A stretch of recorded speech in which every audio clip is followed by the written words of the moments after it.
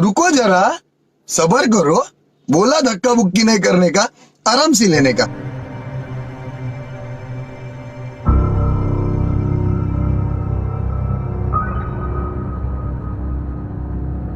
खत्म। Bye bye, tata, good bye, गया।